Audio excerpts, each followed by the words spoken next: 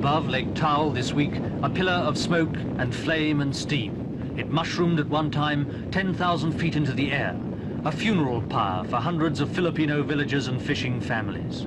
Most were trapped in their beds when the volcano boiled over after 54 years of smouldering serenity. Today, 9 days after the eruption, the exact death roll is still uncertain. First reports of up to 5,000 killed have been discounted, but officials say the final figure will certainly exceed 500.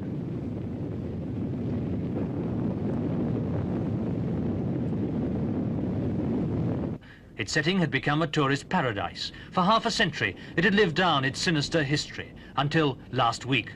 Taal Island now has become a desert, covered by some 9 inches of ash thrown up by the volcano, still rumbling 3 days after its first major explosion. The eruption of the volcano came as a complete surprise.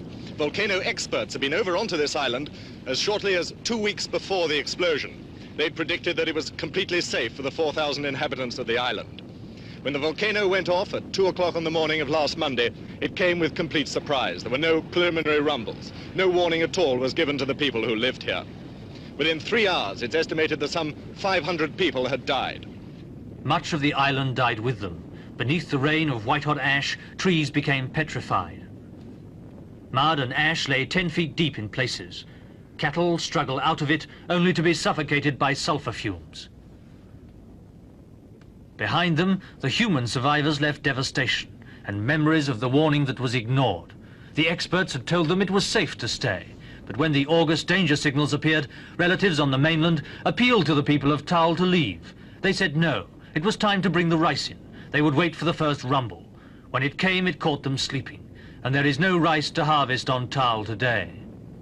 Some villages were engulfed by the blanket of lava and ash. In others, just a house here and there was left standing. Nobody yet knows whether the families who lived here have survived, whether they'll return to build again, with the help of the £45,000 disaster fund set up by President Macapagal of the Philippines. Soon after the disaster, when it was feared that fresh eruptions were imminent, the government stopped people returning, and police put the island out of bounds.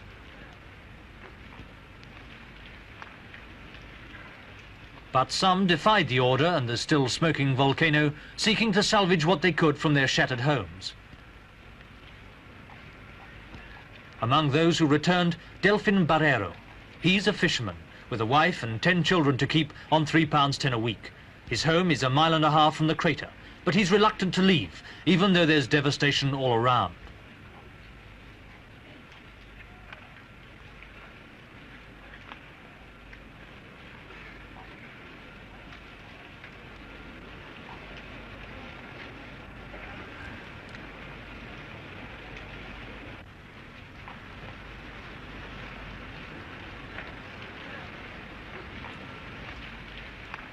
Others were happier to get away from it all, even if some boatmen did cash in on the tragedy and demand £5 a head for the brief voyage to the mainland and safety.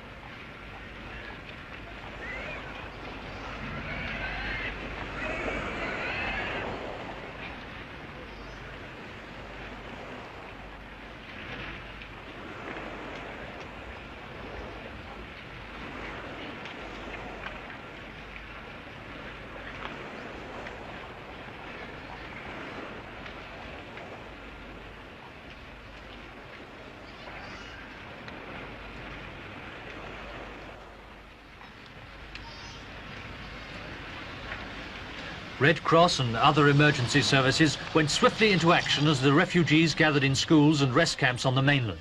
But this week came signs of unrest over the way the operation was being handled.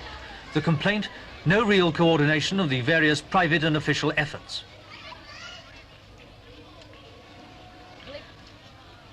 It's claimed that thousands not affected by the eruption are getting free supplies, while many deserving cases are getting nothing.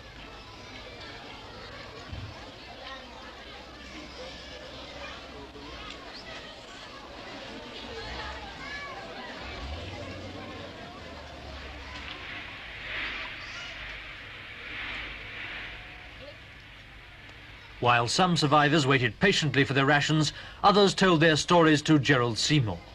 Now, what happened to your village when the volcano exploded? Oh, I felt afraid. and I'm shooting very far, very loud. I say to my neighbor, wake up, there's the volcano erupted. Then when morning came, I see my house, my animal, and also my plant. What had happened to your horses and your animals? My animals all died, and my plant they're destroyed. Now, what happened when you ran away from your house? Was there much mud falling, many rocks? Yes, sir. Like made of graba, then floods, then that mud, then rain. The thunder and lightning were our lungs during that time. How did you manage to leave the island? How? We ran and ran. Were many people killed in your village? Yes, sir. Like in our neighbor barrio, there are some who are near the river, so they rode in a boat, and by means of two boats they rode, and because of because they are overloaded, the boat was drawn into the river, so some of them died. Well, what did you do then? How did you escape from your village? Our village was not in the river, so we are in the valley, so we come here by means of walking. How far did you have to walk? Maybe 10 kilometers. Do you think the volcano will erupt again? We cannot tell that because only God can determine when it will erupt again. Only God can determine, says Consortia Mendoza. And until Providence decides the next move in their broken lives, the refugees wait in the schoolhouse at Taal with troops on hand to keep order.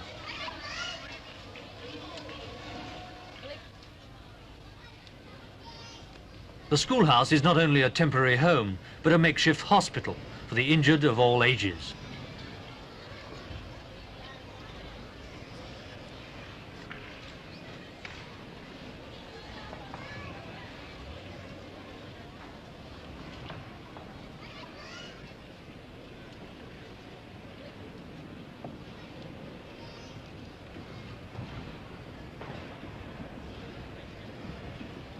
The children who were sleeping when Mount Taal exploded and were snatched to safety by their parents sleep on beside the lake.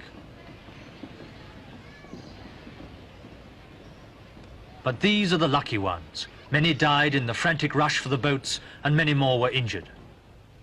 Dr. Garcia, what sort of injuries have you had to treat? Well, actually, most of them were burns incurred as a result of the throwing out of the hot lava emitting from the volcano. There were also injuries concomitant with the mud brush for safety. Those are the sorts of casualties that we have been treating. How does a volcano kill people? Well, in this particular case, I think the death was caused by suffocation. Of those who weren't suffocated, some have homes to go back to, others haven't. But one thing they have in common. They lived on a volcano, now they share the vacuum of life in a refugee camp. Because the Filipino volcano experts have proved unable to predict whether or not the Taal volcano will explode again, the authorities have taken the precaution of evacuating some 50,000 people from the shores of Lake Taal. These people at the moment are living in pretty grim conditions. Someday, however, they'll go back to the shores of Lake Taal. They'll go back to the island and again start cultivating the fields underneath the volcano, just as their grandfathers and grandmothers did 54 years ago after the first volcano on Taal Island erupted. It remains to be seen whether or not this latest volcano will exceed in death toll the performance of the one in 1911. On that occasion, 1,100 people died.